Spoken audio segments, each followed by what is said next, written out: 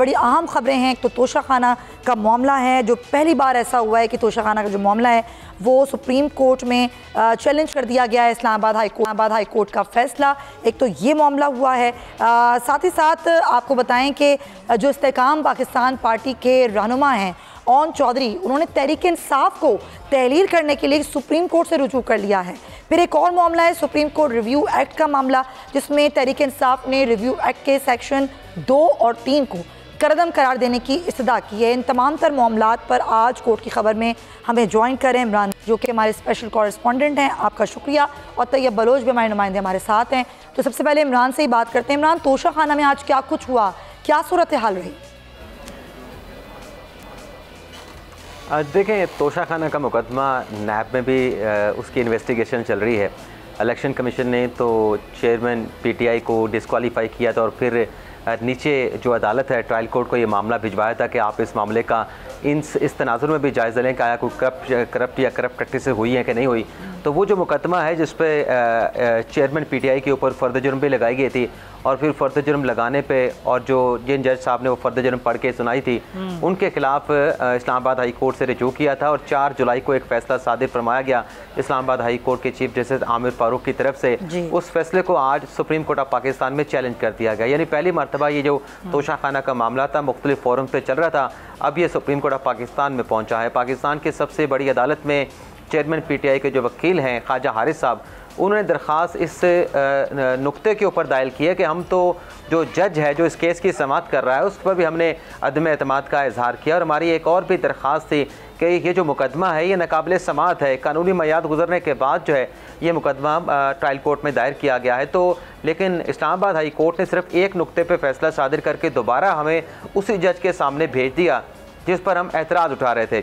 दरख्वास्त में कहा गया कि हमारा नुक्ता ये था, हम ये चाह रहे थे कि जो हमने जज के ख़िलाफ़ दिलावर हमायूं के ख़िलाफ़ जो हमने एतराज़ उठाया है उस ऑब्जेक्शन वाली एप्लीकेशन को और जो मुकदमे के ख़िलाफ़ हमारा जो एतराज़ है उसके ख़िलाफ़ जो दरख्वास्त है, इन दोनों दरख्वास्तों को एक साथ सुन के फैसला सादर फरमाया जाता। अच्छा। तो कोई इसमें कानूनी हुक्म नहीं था, लेकिन एक दरख्वास्त का फैसला सुना के उसी जज के पास हमें दोबारा भेज देना तो ये इंसाफ नहीं है। तो दोबारा उन्होंने कहा कि सुप्रीम कोर्ट से कि एक तो इस्लामाबाद हाई कोर्ट का फैसला कलअदम करार दिया जाए। अच्छा। और जो नीचे ट्रायल कोर्ट में तोशाखाना का मुकदमा है जो कि कानून के मुताबिक नहीं बनता था उसको भी सेटिस्फाइड किया जाए। तो ये कब होगी समाअत इस पे सुप्रीम कोर्ट में? इसमें अब देखें ना, नीचे ट्रायल कोर्ट में भी आज समाअत हुई इस्लामाबाद हाई कोर्ट के फैसले की रोशनी में और ट्रायल कोर्ट ने कल तक समाअत को मुलतवी किया है, चेयरमैन पीटीआई को तलब किया है। तो समाअत तो आज जो अपील दायर की है उसके हवाले से अर्ली हेयरिंग की दरख्वास्त दायर की गई थी कि फौरी तौर पर यानी कल समाअत जो है वो 7 जुलाई को मुकर्रर की जाए। अभी तक की जो अपडेट्स हैं सुप्रीम कोर्ट की वेबसाइट से, सुप्रीम कोर्ट के ज़राए के मुताबिक अभी तक तो ये पटिशन जो है वो समाअत के लिए मुकर्रर नहीं हुई। ठीक है इमरान वसीम हमारे साथ ही आप रहिए। तैयब, एक और मामला उठाया गया आज तहरीक इंसाफ की तरफ से, वो था रिव्यू एक्ट का मामला जिसमें सेक्शन 2 और 3 को करदम करार देने की इस्तदा की गई है। क्या कहा गया है, मतन क्या है दरख्वास्त का? जी, सुप्रीम कोर्ट में जो है रिव्यू ऑफ जजमेंट एक्ट के इतलाक से मुतल्लिक जो है ये मामला है और इस सवाल से आज मतरूका वक्त इमलाक के वकील ने जो है ये एतराज उठाए थे। ताम सुप्रीम कोर्ट ने उनके एतराज जो है वो मुस्तरद किए हैं और दौरान समाअत जस्टिस जाजुल एहसन और जस्टिस आयशा मलिक पर मुश्तमिल 2 रुकनी बेंच ने समाअत की। तो वकील मुनीर कराचा ने कहा कि नजरसानी केस में रिव्यू ऑफ जजमेंट एक्ट का जो है वो इतलाक होता है। जस्टिस जाजुल एहसन ने कहा कि आपने कल भी एक मामला जो है वो मुलतवी कराया था, लेकिन रिव्यू ऑफ जजमेंट एक्ट में सिर्फ 2 शिकें जो हैं वो 184(3) से मुतल्लिक है। एक्ट की दीगर शिकें तमाम नजरसानी मुकदमात पर लागू होंगी, ये कहना था वकील का। जबकि जस्टिस जाजुल एहसन ने कहा कि एक्ट में कहीं नहीं लिखा कि अपील में आने वाले मुकदमात पर भी ये जो है मामला लागू होगा। बताएं दीगर शिकों में 185 के इतलाक का क्यों नहीं लिखा गया? कानून बनाने का बुनियादी मकसद जो है वो 184(3) में नजरसानी का जो है वो इख्तियार वसी करना था। जैसे आयशा मलिक का भी यही कहना था। तो इस हवाले से सुप्रीम कोर्ट ने जो है वो वाज़ेह तौर के ऊपर आज ये कह दिया है कि judgment review of judgment act का इतलाक जो है वो सिर्फ 184(3) के से मुतल्लिक़ मुकदमात में होता है और खासकर वो मुकदमात जो को नोटिस जिनमें लिया गया हो। अच्छा। तो सिर्फ उन पे इतलाक होगा, बाकी जो दीगर मुकदमात है उन पे इतलाक नहीं होगा।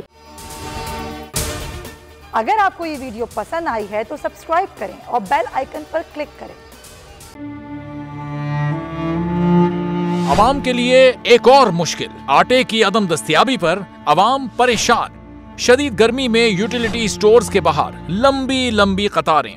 बोल ने निभाई सहाफती जिम्मेदारियां, पहुंचाई घर घर ये आवाज। इस्लामाबाद के यूटिलिटी स्टोर से सस्ते आटे का हुसूल शहरियों के लिए ख्वाब बन गया।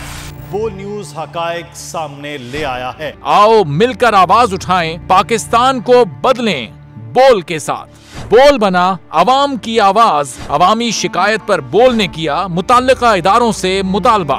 सुबह 6 बजे से आकर ये लोग आटे का इंतजार करते हैं। 7 बजे आई और नहीं मिल रहा है आटा, पैसे नहीं होते थे उधारे लेकर आती हूँ। वो कहते हैं जी 7 खजूर लाजमी लें। हमारे पास आटे के पैसे नहीं होते तो खजूर कहाँ से लें? क्योंकि बोल है पाकिस्तान का नंबर 1 न्यूज चैनल। सब्सक्राइब करें और बेल दबाएं ताकि कोई खबर रह न जाए।